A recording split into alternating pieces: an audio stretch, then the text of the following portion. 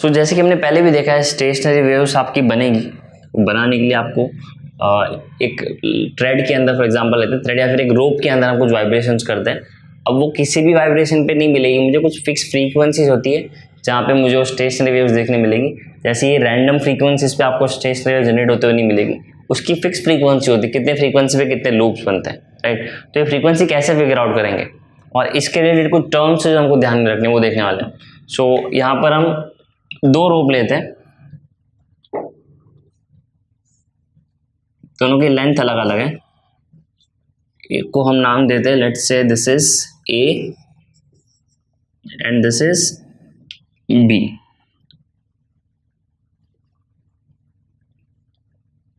Okay, अब A और B दोनों को मुझे वाइब्रेट करना है।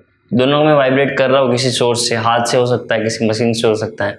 सो हम किसी सोर्स से तो इसको वाइब्रेट कर रहे हैं। तो हमने वाइब्रेट करना स्टार्ट किया दोनों को स्टार्टिंग में 2 हर्ट्ज की फ्रीक्वेंसी से। 2 हर्ट्ज मतलब हो गया आपके 2 वाइब्रेशंस पर सेकंड। सो ये कर रहे हैं, मुझे कुछ खास देखने नहीं मिला, कोई स्टेशनरी वेव्स नहीं मिले, कोई लूप देखने नहीं मिले, वहाँ पे वाइब्रेशन हुए जा रहे हैं बट स्टेशनरी वेव देखने नहीं मिले। तो मुझे ये वाइब्रेशन चेंज करना पड़ेगा। लेट्स से मैं वाइब्रेशन मैंने थोड़ा सा बढ़ा दिया। Now I am vibrating this with 4 hertz and also this with 4 hertz. इस केस में भी कोई मुझे रिजल्ट या आउटपुट देखने नहीं मिल रहा है थ्रेड में, दोनों वैसे वाइब्रेट कर रहे हैं। बट जैसे मैं इसको बढ़ा के 10 हर्ट्ज तक लेके गया तो 10 हर्ट्ज पे मुझे मेरा जो बी वाला थ्रेड था उसमें एक सिंगल लूप दिखना स्टार्ट हुआ।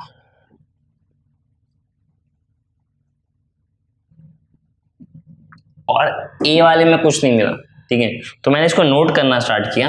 Let's say the first frequency where I am getting vibration is 10 hertz for the B rope. For A rope अभी तक कुछ मुझे मिला नहीं रिजल्ट। अब मैंने जैसे इसको 10 से और बढ़ाया, जैसे मैंने इन दोनों को 11 कर दिया तो यहाँ तो अभी भी कुछ नहीं दिख रहा, बट यहाँ जो मुझे लूप दिख रहा था वो अचानक से गायब हो गया। अब मैं इसको और बढ़ा रहा हूँ, बढ़ाते बढ़ाते लेट्स से मैं 11 से इसको बढ़ाते बढ़ाते 15 हर्ट्ज पे लेके आया। अगेन 15 हर्ट्ज पे मुझे यहाँ पे कुछ भी आउटपुट नहीं मिल रहा है, बट मेरा जो दूसरा वाला वेव था या जो दूसरा वाला मेरा रोप था वहां पर मुझे एक स्टेशनरी वेव दिखा, सिंगल लूप वाला। तो एज यूजुअल मैंने इसको भी नोट कर लिया, मैंने नोट किया और मुझे पता चला कि 15 हर्ट्ज पे इसका पहला वाइब्रेशन मिल रहा है एंड इसका फ्रीक्वेंसी है। So this is the first frequency जहाँ पे मुझे दोनों के वाइब्रेशंस मिलेंगे। इसके लिए मुझे मिला वो 10 हर्ट्ज, इसके लिए मिला मुझे 15 हर्ट्ज। अब मैं 15 से इसको और बढ़ाता हूँ तो मैं कंटिन्यूसली इसको चेंज करते जाऊँगा।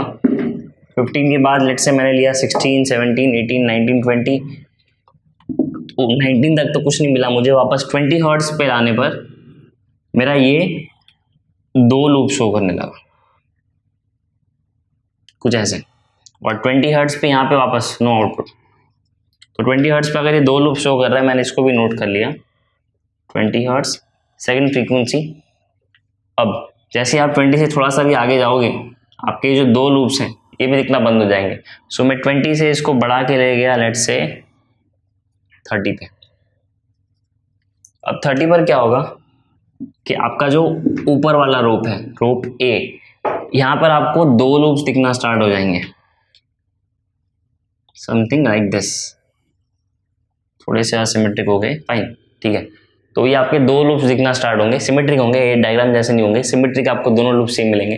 30 हर्ट्ज पे आपको यहाँ पे 2 लूप मिल रहे हैं, but on the other and आपने यहाँ पे नोटिस किया कि वही सेम फ्रीक्वेंसी के ऊपर आपको यहाँ पर 3 लूप मिल रहे हैं।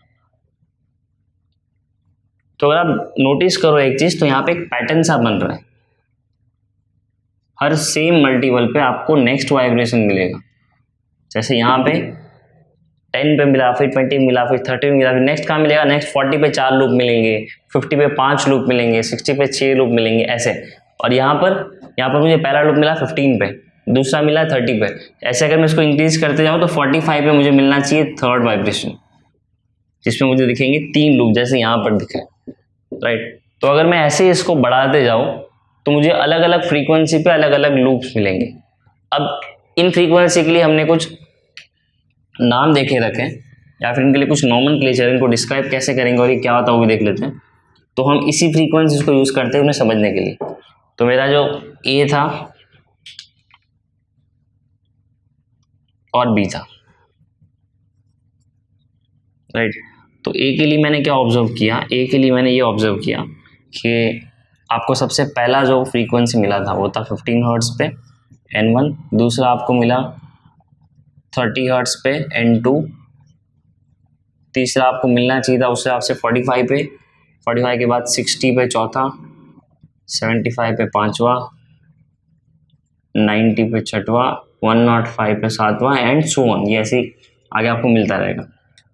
बी के लिए आपको सबसे पहला 10 पे मिल गया था, दूसरा मिला था 20 पे, तीसरा 30 पे, 40 पे नेक्स्ट, 50, 60 एंड सो ऑन, ये भी ऐसे ही बढ़ते जाएगा। तो हम यहाँ पे भी साथ ही लेते हैं, ठीक है। अब हमको क्या चीज़ें ध्यान में रखनी है, सबसे पहला आपका सबसे पहला वाइब्रेशन जो होगा द लोवेस्ट फ्रीक्वेंसी, आपको पहली बार स्टेशनरी वेव दिखेगा जो फर्स्ट लूप होगा आपका, ठीक है, उस फ्रीक्वेंसी को, यानी ए के लिए हो गया 15 हर्ट्ज, बी के लिए हो गया 10 हर्ट्ज, उस फ्रीक्वेंसी को हम कहेंगे फंडामेंटल फ्रीक्वेंसी। क्या कहेंगे? Fundamental frequency. So fundamental frequency for A is 15 hertz but fundamental frequency for B is 10 hertz. सबसे पहली फ्रीक्वेंसी को बोलेंगे फंडामेंटल फ्रीक्वेंसी। उसको छोड़ के अपार्ट फ्रॉम फंडामेंटल फ्रीक्वेंसी बाकी जो भी फ्रीक्वेंसीज अवेलेबल है साउंड में उसको हम कहेंगे ओवरटोन्स। ये समझने के लिए बता रहा हूं, इसमें डेफिनेशन में छोटा सा चेंज करेंगे हम बाद में।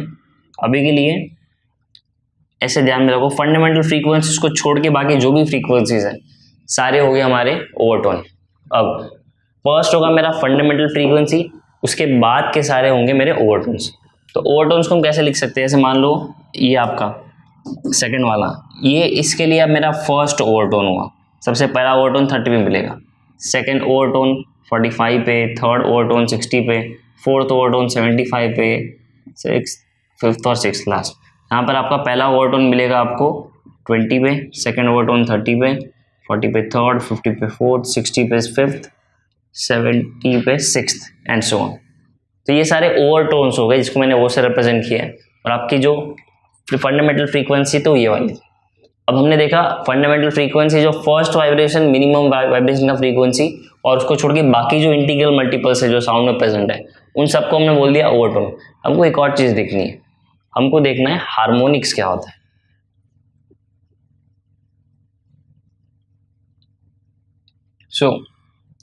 जब हम फंडामेंटल फ्रीक्वेंसी और ओवरटोन्स दोनों को एक साथ काउंट करते हैं तो इसको हम बोलते हैं हार्मोनिक्स। क्या बोलेंगे? हार्मोनिक्स। सो फंडामेंटल फ्रीक्वेंसी आपका फर्स्ट फ्रीक्वेंसी, उसको छोड़ के बाकी सारे ओवरटोन्स। बट व्हेन वी से harmonics, harmonics include fundamental frequency and also all the overtones.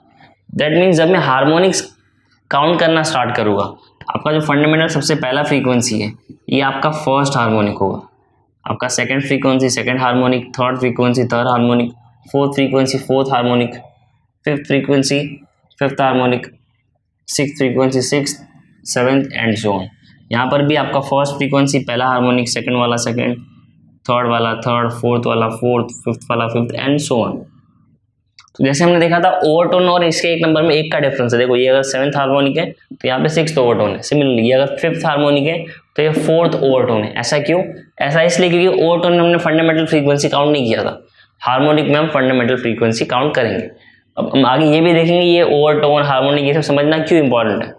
But अभी के लिए इतना मान के चलो कि ये हमको ध्यान में रखना है, पहला फ्रीक्वेंसी आपका होगा फंडामेंटल फ्रीक्वेंसी, उसको छोड़ के बाकी सारे overtones, right? And when we say harmonic, it includes fundamental frequency and overtone, both of them. So let's start with defining all three of them. हम start करते हैं पहले fundamental frequency से. So what is fundamental frequency? Fundamental frequency is the lowest frequency at which we will see the first vibration in form of stationary waves. Vibration पहले भी होंगे, जहाँ हमें सबसे पहला stationary wave दिखेगा single loop में, उस vibration को हम बोलेंगे fundamental frequency. Second is harmonic. What is harmonic? Harmonic includes fundamental frequency and all its integral multiple. That means fundamental frequency and all its integral multiple together are called as harmonics. Last is overtone. तो उस पर जाने के पहले यहाँ पे देख लेते हैं ये मेरा fundamental frequency दोनों के लिए, और बाकी उसके साथ बाकी सारे के सारे उसके इंटीग्रल मल्टीपल, यानी इससे 2 times 3 time 4 time and so on, ये सारे हो गए हार्मोनिक्स। अब फंडामेंटल फ्रीक्वेंसी को अगर हम एक्सक्लूड कर दे तो मेरे पास जो बचेगा वो होगा ओवरटोन्स।